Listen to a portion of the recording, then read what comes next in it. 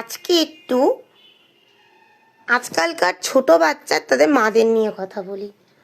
আজকালকার ছোট্ট ছোট্ট বেবিরা তারা কি করছে, মিক্সিতে পেস্ট করে খাচ্ছে। আচ্ছা, আমাদের টাইমে কি মিক্সি পয়দা হয়নি যে আমার মা মিক্সি দিয়ে আমাকে পেস্ট করে খাওয়াতো না?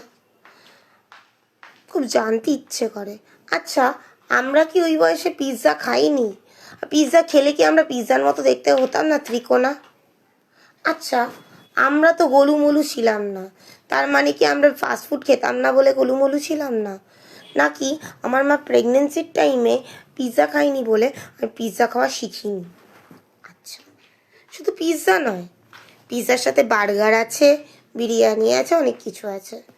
সেটা আমরাও খাই, আমিও খাই, কিন্তু বড় হয়ে।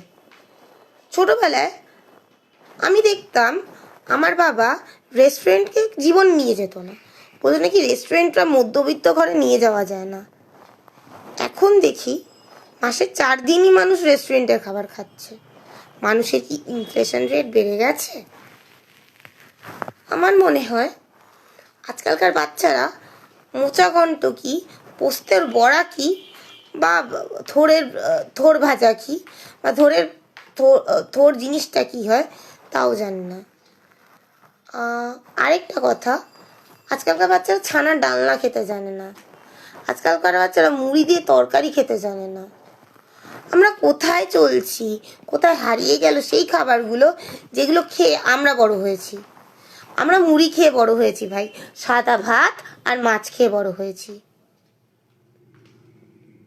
আমার মা বলতো মাছ ভাত না খেলে সে নাকি পরীক্ষা দিতে যেতে পারে না। ও হ্যাঁ, গোল জিনিস খেলে আবার অঙ্কে গোল পেতে হয়। কত ট্যালেন্ট ছিল! আমার মনে হয় আমার মা প্রেডিক্ট করতে জানতো। আমার মার অ্যাস্ট্রোলজিক্যাল সায়েন্স নিয়ে মার রিসার্চটা এত ভালো ছিল যে এখন আমার মনে হচ্ছে হ্যাঁ, আমার মা অ্যাস্ট্রোলজিতে ভালো। She is a great astrologer. আবার আজকালকার বাচ্চাদের পেটানো যায় না, বাট আমার মা তো ইনবর্ন পিটাতো গো আমাকে। সে আমি বাচ্চা থাকতেও পিটাতো, আমি 6 মাস বয়সেও পেটাতো, সে 10 বছর বয়সেও পেটাচ্ছে, সে 20 বছর বয়সেও পেটাচ্ছে, এখন 28 বছর বয়সেও পেটাচ্ছে। ডিফারেন্স কিন্তু নেই।